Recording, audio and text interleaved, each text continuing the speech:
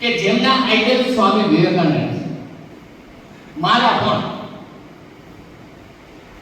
જો તમારે મહાન બનવું હોય, સફળ થવું હોય જીવનની અંદર, તમારો કઈ કોન્ફિડન્સ અલગ લેવલનો રાખવો, તો આ મહાપુરુષના વિચારોને તમારે દરેક કોષની અંદર ભરવા જોશે, દરેક જગ્યાએ એમના વિચારો છે એ આપણે પહોંચાડવા જોશે.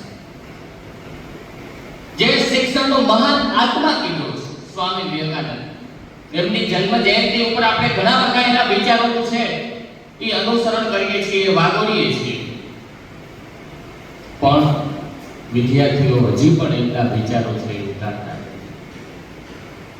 જે વિદ્યાર્થીની કમનસીબી છે કે આવો મહાન આત્મા ભારતની પવિત્ર ભૂમિ ઉપર જન્મ્યો હોય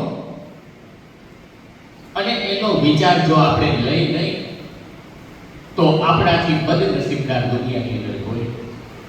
માત્ર 34-35 વર્ષની અંદર જો ભારતને ઝાંખી અપનાવનાર જો કોઈ વ્યક્તિ હોય તો એ ભારતની પવિત્ર ભૂમિ ઉપર જન્મનાર સ્વામી વિવેકાનંદ છે.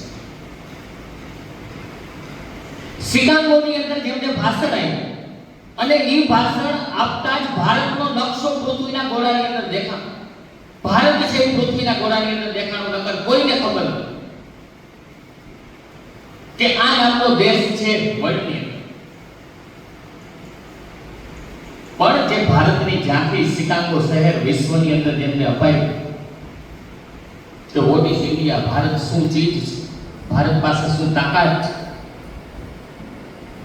ત્યારથી ભારતને છે એ દરેક દેશો ભારતનું નામ લેવા માંડ્યા છે અને ભારતને યાદ કરવા માંડ્યા છે.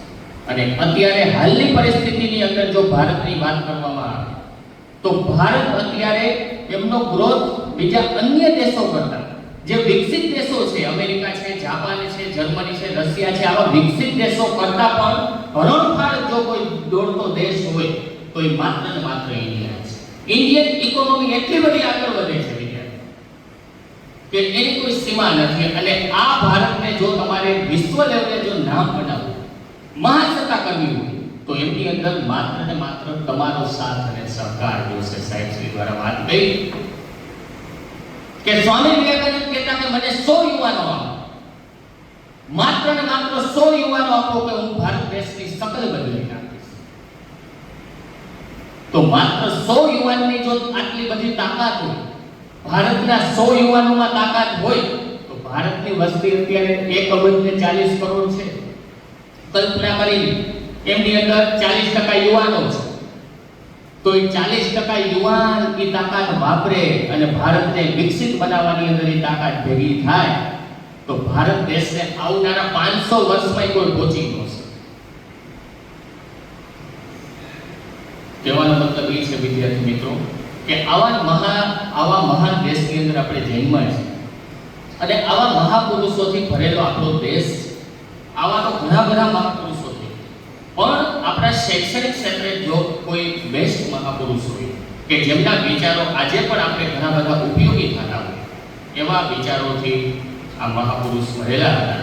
એમના વિચારો આપણે વધુમાં વધુ આપણા જીવનની અંદર ઉતારીએ, આપણો ઉદ્ધાર કરીએ, આપણા માતા પિતાનો ઉદ્ધાર કરીએ, આપણા ગુરુજનોનો ઉદ્ધાર કરીએ અને આપણા ભારત દેશનો ઉદ્ધાર કરીએ એવી આશા રાખું છું. સાથે બહારથી જે મહેમાનો પધાર્યા છે એ આવા સ્વામી વિવેકાનંદ યુવક બોર્ડ તરફથી આવ્યા છે અને આપણી શાળા પસંદગી એટલા માટે કરે છે કે જેમને કાંઈક પૂણે ખાંચ કે આપણે શાળા પ્રત્યે એક્સ્ટ્રા કાંઈક એમને ફીલ થાય.